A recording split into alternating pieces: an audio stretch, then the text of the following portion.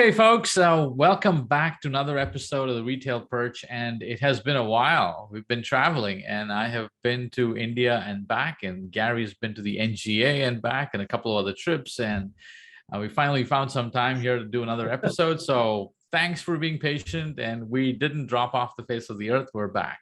And we're back with very interesting things. But Gary, how's life been?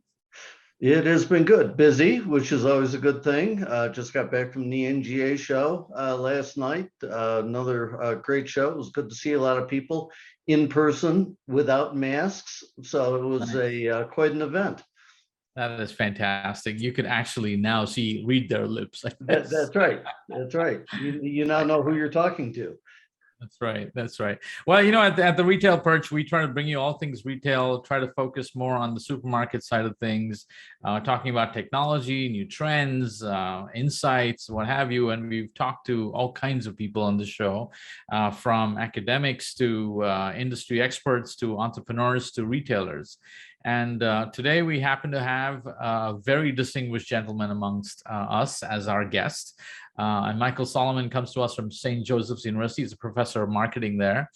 And I was telling him just before we started recording this that if I read his entire bio, we might take up all 35 minutes of this episode. So needless to say, he's extremely distinguished and he has done numerous things. I think the chief among which is written books that are a must read for almost every marketing student. So he's also been a keynote speaker, a number of events, multiple countries around the world. And welcome, Michael. Welcome to the Retail Perch. Oh, thanks so much for having me on. And that introduction is perfectly fine. Thank you. I know it's short. I have the same problem when I'm trying to introduce Gary too. You guys do so much that it make it tough to actually get some material in. But anyway, so Gary, I was listening to a couple of podcasts that Michael was on, a couple of your speeches, and read some quick summaries of your books, Michael, here in preparation for this podcast. And I find some of your insights fascinating, and I'm curious to see how we're going to discuss that in light of the food industry, especially your new book, The New Chameleons. I found that fascinating. But if you can, maybe take a few minutes, give our listeners a little background about where you come from and your journey up to this point. It's great to be here. I'll tell you quickly about myself. I'm a psychologist by training, but I've always been a business school professor, and I hate to say it, for about 40 years at this point, teaching at different universities. And my specialty is consumer psychology.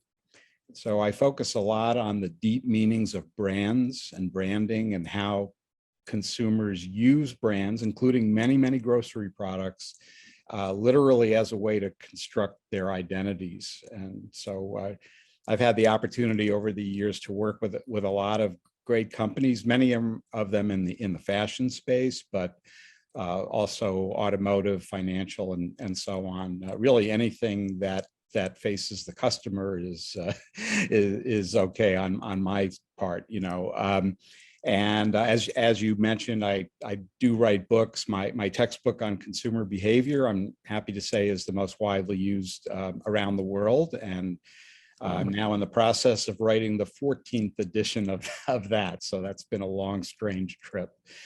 And my latest book that you mentioned is The New Chameleons: How to Categorize Consumers Who Defy Categorization. And really that has to do with some of the major disruptions in consumer behavior and shopper behavior that I've been watching over, even since before the pandemic started, seeing major disruptions in the ways that we think about our customers, and more importantly, noticing that many marketers haven't figured out that these disruptions have occurred and that they need to change what they do in order to stay current with that. And we can get into the weeds on that if you'd like, but that's in a nutshell who I am. I'm currently at St. Joseph's University. And many of your viewers probably are familiar, by the way, with my university because it's one of the epicenters for the grocery industry. That's right. Yeah, it's I believe the top-rated food marketing program and we're all part of the same business school. So, have had some opportunity to interact with some grocery people for sure. No, it's great to have you with us. So, maybe, Michael, a question for you before we drill down on some of these topics, but just at a higher level, my sense is that brands, whether they be fashion brands or CPG brands, take the notion of, branding, their identity, all of that. I don't know if I want to say more seriously, but they look at it very differently than I have found retailers look at themselves as a brand. Would you agree with that, or how do you see that? What differences have you seen? Yeah, well, I assume you're focusing on the grocery sector when you say For the most part, yes. Okay, yeah, because I certainly, in the fashion area, some of the stores, some of the retailers have figured it out, but I totally agree with you. And, other than the occasional Wegmans surprise or something, I've been really shocked. Maybe I'm not supposed to say this, but I've been kind of shocked at the lack of creativity on the merchandising side that I've seen, because food shopping, I mean, when you get into the psychology of food and beverage, there's nothing richer than that. And to say that, this is just more practical than, let's say, apparel or something, I think is totally wrong. Yeah, I would agree. Food retailing, food merchandising is a rich environment, right? That I think certainly lends itself to experiential shopping, the notion of branding and identity and so on. But as you say, other than like a Wegmans occasionally, or maybe a couple others, most retailers just don't seem to understand that. Yeah, I mean, when you look at the retail apocalypse, I'm not sure if that has officially happened, but you'll remember we were talking about that even pre-COVID. When you look at the stores, and I'm talking more generally now, when you look at the stores that went under, you could understand why, because they really weren't telling a story. They seem to think of themselves as a repository of goods where people go and pick up their goods and take them home. And the reality is today, there obviously, I don't have to tell you guys, there's no reason for me even to do that, Right. to get anything delivered. So if I'm going to bother to go out to a store, it better be a good experience to justify that. Yeah. And it could be, because there's so much to work with. It's remarkable. Yeah, no, that's very true. Yeah, and to your point, Michael, I've had a few stores, supermarkets that we shop at in my neighborhood, and I haven't really seen in a dozen years any change in the way they communicate with their customers or represent their brand. Given that there's been such a huge shift there's a whole new generation that's now shopping in these stores. They shop differently. They buy different kind of products. Their frequency of shop has changed. The kind of products they're looking for is changed. And it's surprising that a lot of these stores simply haven't adapted their messaging and their branding to attract that new generation. Maybe they just feel we're here and there's nobody else coming in, and there's a sense of status quo. I guess you can get comfortable with that because they're almost like anchors in a community, right? Whereas a lot of the other retail businesses that come in, little shops or boutique shops or restaurants, they tend to have a much shorter lifespan than your local supermarket, right? Yeah. I guess my observation as an outsider from the industry is that the retail marketers tend to sweat the small stuff, but not the big stuff. And by small stuff, I mean trying to figure out exactly where on the shelf to place an item for maximum ROI, but not really thinking about the bigger picture of what that entire experience should be from the consumer's point of view. And again, there are so many, I mean, I could teach an entire semester on just the meanings of food and drink and why we consume this stuff, reasons that have nothing to do with the taste. Right. There's your next book. It's it's scary. There's people want to be, especially now, if they do venture into these grocery stores, they want to be educated, they want to be stimulated, they want to be entertained, and there's no reason not to do that. And it's, I mean, on the one level, this may be a good example of the disconnect between academia and industry, because there's so much solid evidence, that's the research evidence that's out there, that attests to the importance of the context on a purchaser's decisions, the importance of the environment, whether it's sights or smells or sounds or what have you, the importance of primes in the environment, in other words, subtle cues that push people one way or the other. And some of that work, at least one classic study, as I think of it, probably the most widely cited study, was done in a grocery store. So, but that doesn't seem to make its way over to on the practitioner side. Ignoring that environment, and my point is, it goes way beyond the recognition that point of purchase right there provides a boost in sales, and there's solid evidence for that. Data I've seen say about 10%, Yeah. but that's an approximation. But why wouldn't you do that? Why wouldn't you take advantage of the fact that especially your younger shoppers are partly interacting with your store shelf, and partly they're on Facebook or Instagram or TikTok at the very same time? It just doesn't acknowledge the reality of how people are living their lives today, I believe. Yeah, no, I fully agree with that. I've seen, as I'm sure you have, many brands take that much more seriously and invest, heavily into understanding shopper behavior, both outside and inside the store.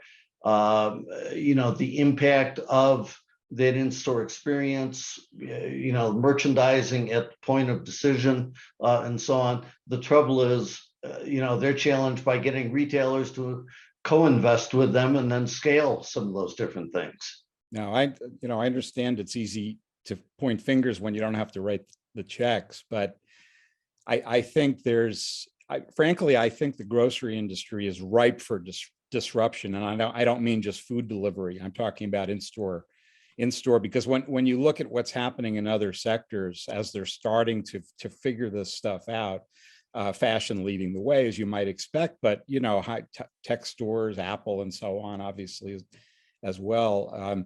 There's so much that can be done here. I mean, if I can give you a quick example, one thing that amazes me is how little upselling is done in a grocery environment. And it's a perfect place for that. I've written a lot about this notion that what I say is that people buy horizontally, but marketers sell vertically. And what I mean is that, for example, a marketer sells a hot dog, but a customer buys a picnic lunch, Right. And that's what I call a product constellation, a set of products that go together. And other than, a few demos of smart shopping carts where, you scan the hot dogs and indeed it prints out a coupon for mustard, there's very little horizontal thinking that's going on. How is what a person's doing in aisle 1 going to influence what they do in aisle 4? Yep. No, it's tremendous. Yeah. And Shekar, almost a real-time example here of this, the disruption or transformation that can be coming to the in-store experience. Bloomberg just released, literally less than an hour ago, a story about how Amazon is going to be closing all its bookstores, 4-star stores, pop-up kiosks, and instead focused purely on brick and mortar grocery, and it's just walkout technology. So Wow. you think about, and I think we've touched on it in different episodes, but how that just walkout technology, using computer vision tech, et cetera, transforms that shopping experience. I think Amazon's got a fairly good handle on this. Yeah. Yeah, that's true. So, Michael, I was, when I was going through the synopsis of your New Chameleons book, and there's a little, I think, 2-minute video on YouTube that's also there about the book. You talk about some shoppers who are unsegmentable, I guess, if that's even a word. But I guess, can you talk a little bit more about that? And I'm wondering if that applies to food retail as well, right? Because I know in food retail, of course, you have much more frequent trips and much richer purchase history as opposed to most other retail verticals. But I'm wondering if that New Chameleons applies to that industry as well. Well, I think it does. Let me tell you why. The basic premise of the book is that there are a series of very, very basic, in fact, dichotomies that we all use, mea culpa, we all use when we think about people. And the backstory here is that our brains need that we have to put things into categories to understand them. The problem is we've overcompensated, and we make the mistake, a lot of segmentation research makes the mistake of assuming that now that you've assigned a segment a cute label, that you understand them, and that furthermore, everyone in that segment will behave homogeneously. And that was a tremendous breakthrough when General Motors invented that concept back over 100 years ago. That was an enormous breakthrough, and it worked quite well for many, many years because our society continued to be largely homogeneous. 3 or 4 TV stations for the whole country. Some of us remember those days, right? Now, when you fast forward to today, what you see is that we've splintered much more heavily. And so we have, 5,000 cable stations, and, none of them are any good, but they're all out there, And so we have to revisit some of these very basic dichotomies. I'll give you a couple of examples that I think are relevant to grocery. One of them is male versus female, and you'd have to be living under a rock if you didn't realize the conversation that's going on in our culture today and around the world. Is there such a thing as a dichotomy? And many people are saying today, no, there isn't. Well, let me ask you guys as industry experts, if you're no longer pigeonholing shoppers as male or female, how does that influence your marketing strategies in grocery? My guess would be substantially. My guess would be. Other examples that I think are relevant, well, some of them are simple demographics, Black versus white. That is, that's a category that's got a lot of, shall we say, a lot of gray. Old versus young, there are some very basic values like that. And when you think about attitudes toward food, my guess would be that there's going to be some connections there. For example, as more and more people are thinking about a vegan lifestyle, how is that mapping onto demographics? Is it only young people? Because our assumption is there's a category. Oh, you must be one of those Gen Y people if you're talking about veganism. And yet we probably know older people who have been vegans for years and years, But the point is that when we assign these labels, then we kind of lose sight of the recognition that today it's possible to literally talk about markets of one, and we do that anytime we follow up a person's internet behaviors with a pop-up or an offer or something like that. So we're doing that, but and again, when you talk to consumers, they don't want to be part of a market segment. Right. And I've never met, I do this with my undergraduates. I'll say, well, okay, everybody in here pretty much is, in your 20s, live in a large urban area, attend a private liberal arts institution, blah, blah, blah. Therefore, you're all the same, right? So I can just assume whatever floats one person's boat will do for everybody else. Well, you can imagine they are not happy about that because, this is a generation that did not grow up yearning to work in a cubicle. Yeah. And marketers need to understand that. Now, I'm not saying that in some places, simple demographic segmentation is obviously valuable, but it's not the way it used to be when these categories are shifting. And there are many others I talk about in the book, parents versus children, so in the old days, parents were the enemy, but today a lot of retailers will tell you that kids are shopping with their parents. That's something that they're seeing, especially in apparel. I don't know about food. Another really, really important category for grocery or dichotomy is producer versus consumer. And obviously today, one of the biggest marketing stories out there is the gig economy and this idea that everyday consumers are now becoming taxi drivers, but they're also becoming chefs, right? Right. They're also creating food blogs and Instagram posts, et cetera.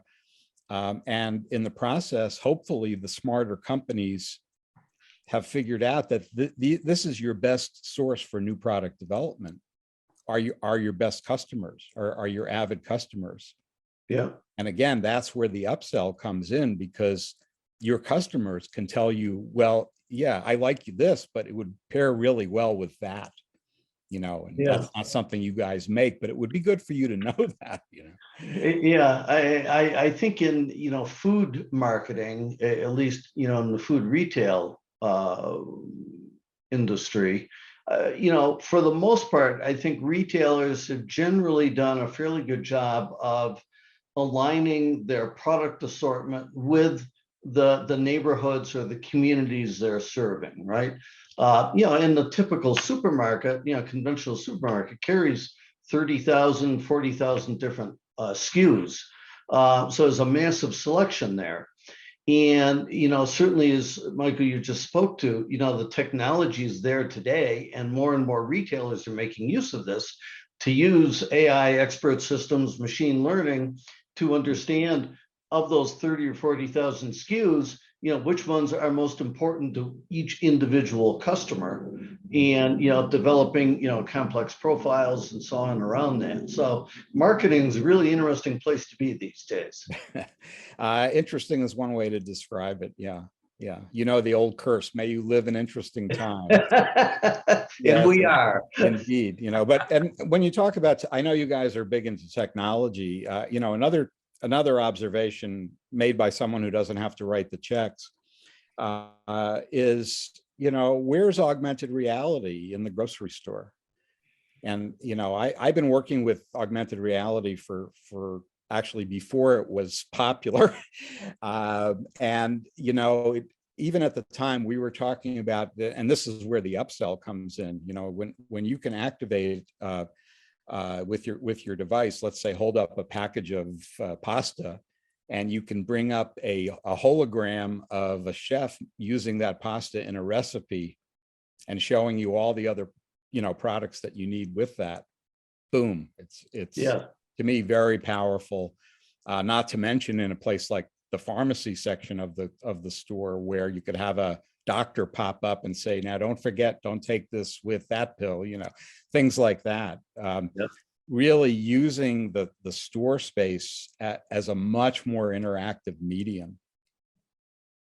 And remembering that especially kids, but again, not only kids, but these kids have grown up in a digital environment, right? We call them digital natives for a reason. And when you look at the data, it's pretty scary to us old guys, but at this point, the average younger person is spending, let's call it 11 hours a day in front of a screen. 11 hours a day. And that number is up very, very sharply from even a few years ago. Right. So as a grocery retailer, you're saying, well, fish where the fish are. I need to understand these kids. If I can get them in the store at all, they're not just going to stay home and order online. Right. But the point is, you can get them in the store by creating, an interactive experience. I mean, look, we have an entire phenomenon in our culture called food porn. You're probably aware of that term, right? Kids love to take pictures of food. Why, you go into fashion related stores, there are literally selfie, kiosks there and things like that. Right. Don't you think the kids would do that with food? I mean, a place like Wegmans, where they're giving away samples and so on. Why isn't there any interactivity there? Yeah. Right. Right. So when you think about, these trends, and what do retailers have to do to adapt to these trends, right? There's obviously investment involved. There is, in some cases, perceived, I guess the perception is scarier than reality, which is that it's probably a wholesale change. And food retail has traditionally been a very low margin business. So most retailers tend to invest in technology only when it's completely proven, right? And they know they're going to get an ROI. It's not going to affect their bottom line. So when you're looking at trends like this, how do you think retailers should think about investment, right? Because it can be scary. When you're running a business on 1.5 to 2% margins, you really don't have space to experiment. Yeah. And I get it. I get that. But obviously you need, if possible, to have a longer term perspective beyond the quarter or the year, and understand that relationship marketing is a long-term process. It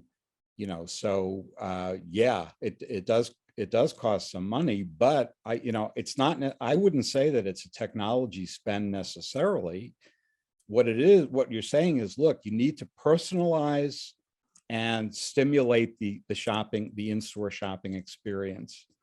And you have to probably recognize that the industry will more cleanly bifurcate into those who will almost always shop online and those who still want the experience if you can provide it. And I would assume, I don't know the numbers, but a chain like Wegmans, has proven it that at least for some consumers, they're willing to pay a premium for that experience. So my guess is that their margins are not the same as a more typical grocery store. Right. Yeah. And that's interesting. We just put out a report, Michael, a white paper on what's called the Omni Shopper. These are shoppers who shop both online and in store. And what we found is they are twice as valuable than your in-store or your online only shoppers. So when you try to restrict people to a channel and you're almost creating separate branding for your in-store and your online, you're unnecessarily, segmenting your customers. The idea is, if you create a more holistic experience across that carries over from your in-store experience to your online experience, you attract customers on both fronts. And those customers tend to be way more valuable than people who just shop only in store or only online. So yeah, it's like I've done some work with the auto insurance industry, and the more policies consumers have with you, the more loyal they are. Right. But it's all, again, it's all about this interactivity and understanding that the online space has pros and cons. The offline space has pros and cons. Don't try to make one do what the other should be doing. Right. So when you say that people are shopping in both places, well, of course they are. But what does the online experience lend itself to? Well, obviously convenience and common, and staples and commonly bought items, and maybe the provision of visual information. What is the bricks and mortar experience? Well, that's your opportunity at a very extreme level to turn your store into a Williams Sonoma and offer cooking classes so that it's much more of an experience. If you look at, say, and again, don't look at your own competitors, benchmark across verticals. Look at a store like REI that has I believe, a VP of customer experience, and where they actually my understanding is they take customers out on weekends on camping trips to use the products in the store. Well, when you're selling food and drink and other things, you're telling me there's not events and so on that are appropriate? I don't know. I get that it costs money. If you're going to maintain a physical space, and that's a big if, but if you are, use it for what it's good at, not just as a warehouse. Right. No, it makes perfect sense to us. So, Gary and I have been talking about segment of one in personalized marketing for God knows how long, more than we're willing to admit, I think. But yeah, so in terms of the outlook that you see, I mean, we're coming out of the pandemic now, fingers crossed, everything's looking good, probably out of it. But there's obviously been some seismic shifts, right, in the last 2 years in terms of how we eat, how we even think about food, for instance, right? And when you think about that, and if somebody were to say, hey, would you place your bets on the changes that are going to happen in the next 5 years? Where are you putting your bets? Well, I would guess that there's been a lot more, let's say, call it a growth in communal decision making regarding food in terms of menu planning and that sort of thing, where people are, as in other areas of their life, they're getting a lot of consultation from others in their network. And I don't mean even food influencers necessarily, although that's certainly the case. But just their everyday networks, and I think, and I also would guess that people are going to be more open to experimentation when it comes to their diet, in terms of trying different kinds of ethnic foods or things that they hadn't done before. And because again, when you talk about these artificial categories we love to set up, you think about cuisines and restaurants. And and you have your Italian, what are we going to eat tonight? Italian, Mexican, Chinese, whatever. Yeah. But when you look at the way a lot of people are eating, it's more like one of those big, I don't know if we'll have them anymore, those big international buffets where people are throwing stuff on their plate from all different countries, and it's all just mixing together in some blob, but that's the way people are consuming today. And this is a pun, but they're snacking on experiences, they're snacking on media, they're taking much smaller samples of things, if you will. So they're sampling more things, but they're spending less time on any one of them. So it's almost like you have to, I think, reorganize your store to reflect what people are looking for with small bites and giving them, opening windows to other cultures and so on. Because again, with, one of the things coming out of the pandemic is the huge diversity push. Well, that to me is a huge positive for the food industry, because what it tells me is people will be more, if they become more aware of other cultures at everything, whatever that involves, well, don't you think they want to try their cuisine maybe? I don't know. Right. Yeah. Yeah, I think that's actually one of the things that Costco does really well, because every time I go into Costco, I know what I'm going to get in a general sense. I'm going to tissue paper and I'm going to pick up some chicken and some fish, but there's always this expectation that I'm going to see something new in the store. Right? There's going to be some new demo going on, some new food being sampled. So there is a freshness of experience every time I go in, but I don't necessarily get that same thing when I go into my local supermarket. Right? It's pretty much, it's the same whether I go in morning, evening, night, weekends, it's the same thing. And I think it's a good point. I think if there's supermarketers listening to this is something to maybe take in and maybe experiment in a couple of stores and see how that works out in terms of attracting a new demographic and reflecting the change in how people are thinking about food. And you're absolutely right. I think in the last 2 years, my wife and I have probably experimented on more types of dishes and different types of diets than we've ever done before. And and you're absolutely right. She's probably talking to a friend of hers and says, I've tried this out and it's really helped me out with this. And we started trying it out. So I think this concept of network cooking, if you can call it that, is definitely a bigger, it's more visible in the last couple of years. And it's also, of course, the subscription boxes are part of that as well, but what it is, it's decentering the authority of the food companies. In other words, it's taking the generation of recipes, because it used to be that, just like with media, there was a trickle down effect, and there were leaders and followers, and the Rachel Rays of the world, or whoever the chef is, dictates, and you follow the recipe exactly.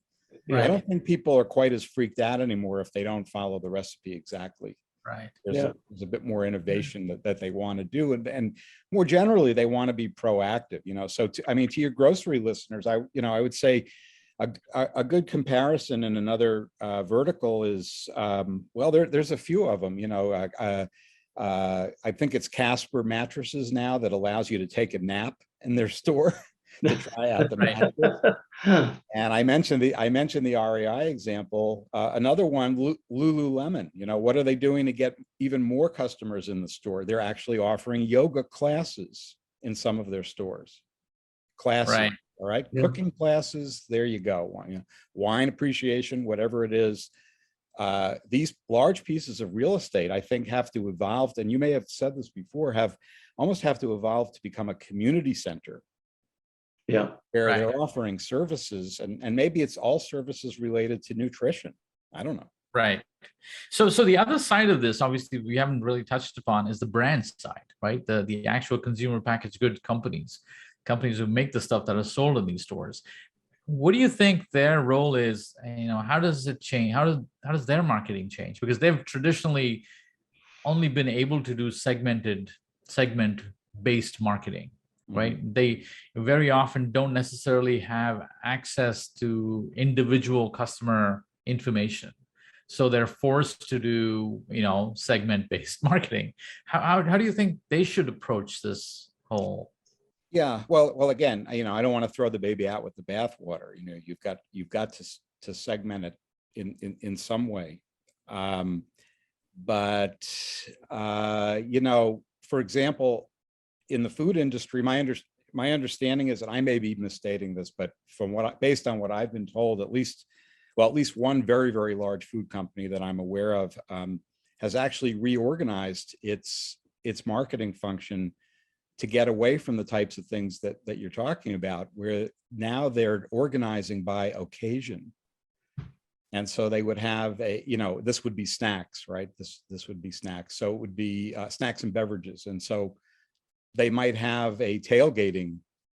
They might have a VP of tailgating. Yeah. Interesting, huh?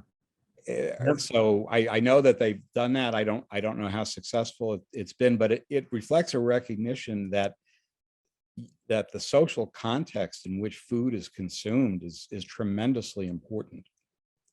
And the reasons that people are consuming it have to do a lot more than with just filling their stomachs. Right. I think anyone would agree with that. You say, well, that's just common sense, but these are the reasons, And with brands, the successful brands are the brands that tell a story, number one, not just tell us what you are, what you do, but they tell a story, obviously, that we want to hear, So when you look at, I'm thinking of, say, what Uncle Ben's had to do, to shut down that or change that brand as the culture changes. So there's a very well-known story that is no longer acceptable in our current zeitgeist, So my point is that you have to not only create the story, but don't just rest on your laurels, and make sure that story continues to evolve. If you look at a brand like, say, Betty Crocker, and you look at how many permutations of the Betty Crocker image there have been over the years. I actually have this in one of my textbooks. She's changed, I'll say something like 10 times, but each change is still building on the basic idea, but now she's much more Hispanic, for example, than she used to be. Yeah.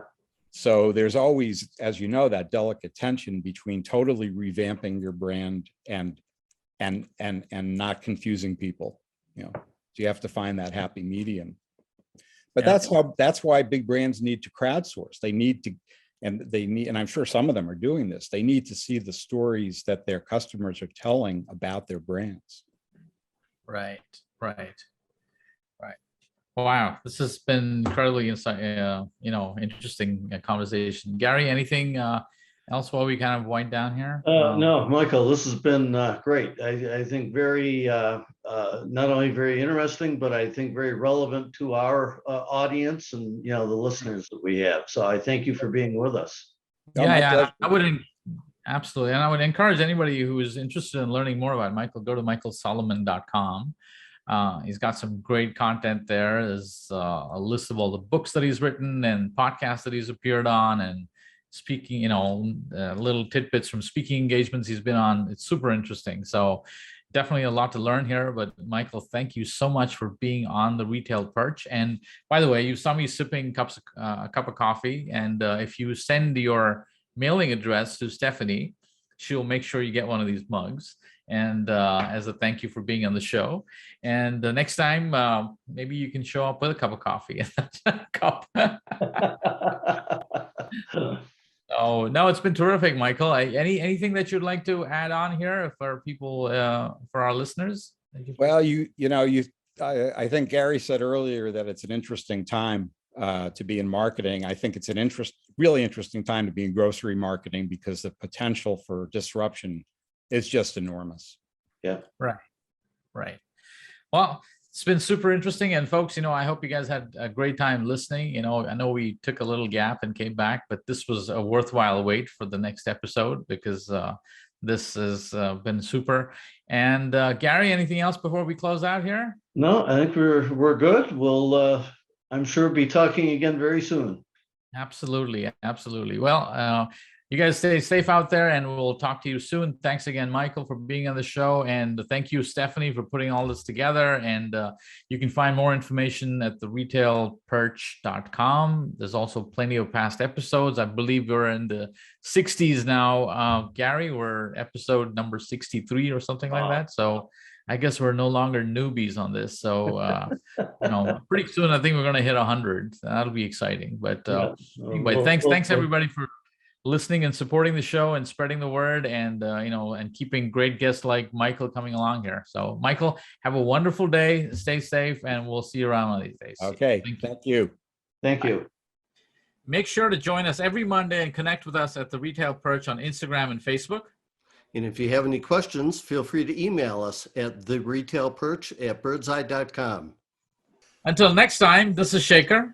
And this is Gary, signing off.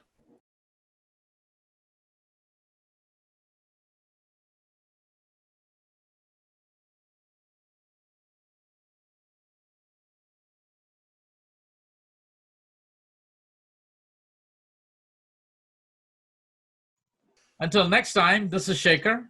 And this is Gary, signing off.